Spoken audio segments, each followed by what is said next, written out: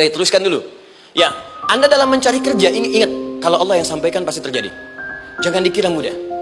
Kata Allah akan ada persaingan, akan ada kadang-kadang singgungan, akan ada tantangan. Maka mulai petakan tantangan apa yang akan Anda lalui saat Anda mulai mencari nafkah itu. Maka turun Quran surah kedua ayat 214, paling kanan sebelah bawah. Am hasibtum an tadkhulul jannata. Hei, apa kamu mudah begitu saja mengira akan sukses dalam pekerjaanmu? Bahkan bisa diartikan surga, ingin masuk surga. Walamma ya'tikum mathalul ladzina khalau min qablikum. Sebelum engkau diuji seperti orang sukses dulu pernah sukses. Lihat mereka. Enggak ada orang sukses yang instan. Cuman balikan telapak tangan dapat, tidak. Kata Allah, lihat orang-orang dulu. Lihat orang-orang hebat dulu, bagaimana mereka bisa kaya, bisa sukses, bisa punya posisi. Masat umul ba'sa, petakan olehmu tantangan apa yang akan dihadapi saat kau bekerja itu.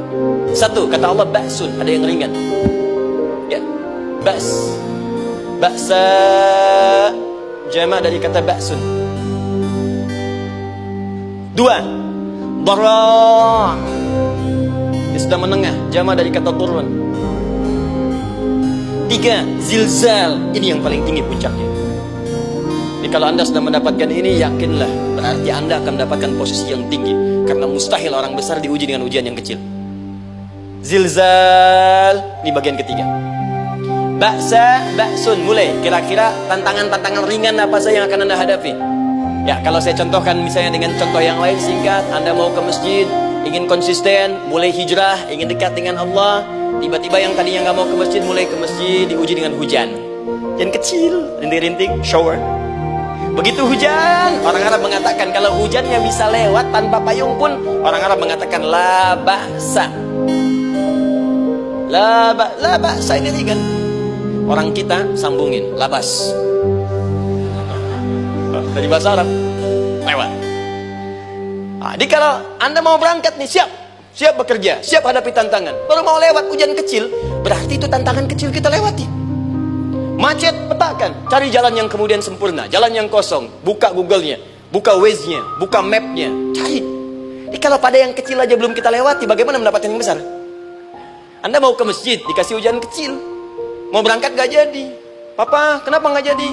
Hujan mah, kan ada payung, takut riak. Setelah itu darwa, maaf, tantangan fisik. Kadang-kadang mulai ke fisik, mulai mengganggu, ya, maaf, dirincikan kemudian oleh Al-Quran. Turun Quran surah ke-21 ayat 87 sampai 88, kisah Nabi Yunus alaihissalam. Yunus beraktivitas, bekerja, bukan berarti nggak ada tantangan. Kadang-kadang dibawa, kadang-kadang diusir, kadang-kadang Anda dapat misalnya proyek, kadang-kadang sudah mulai masukkan tender, tiba-tiba gagal, diserobot orang. Kadang-kadang orang yang dapat, Anda yang ngajukan, itu biasa. Kata Allah, itu biasa, bukan cuma Anda, yang lain pun ada. Bukankah Allah ajarkan kisah Sayyidah Hajar alaihissalam dengan Ismail? Bukankah bolak-balik naik Safa Marwah, kadang di atas, kadang di bawah, kadang lihat peluang sampai Marwah ternyata bukan air. Terkadang Anda yang bekerja, tim yang lain yang mendapatkan karena kerja keras Anda, bisa jadi terjadi. Bukankah yang kerja keras Hajar yang dapat Ismail? Mungkin Anda yang konsep, yang dapat minyaknya orang lain. Mungkin Anda yang kerja, kan yang suksesnya teman Anda, gak ada masalah. Dan itu kemudian akan bermanfaat bagi Anda. Tidak mungkin setiap keringat yang keluar dari diri kita mustahil, kecuali akan melahirkan manfaat yang kembali pada diri kita. Tantangan. Tapi yang paling dahsyat, ini yang gak ditemukan. Sebagian referensi yang kita baca, ketika Allah menjelaskan semua tahapan-tahapan tantangan ini sampai ke puncaknya zilzal. Zilzal itu kalau bahasa sekarang gempa. Ada ujian yang menggoncang hati kita. Ketika Anda kerjakan, ya Allah, tantangannya dahsyat. Kenapa mesti saya, ya Allah? Kok nggak selesai-selesai, ya Allah? Itu wajar, teman-teman, itu biasa. Kata Allah, orang dulu saja mengatakan, mata nasrullah, kapan ini selesai? Berbahagialah kalau teman-teman sudah mendapatkan tantangan puncak yang paling tinggi ini. Ini artinya Allah sedang mempersiapkan Anda menjadi orang besar di kemudian hari.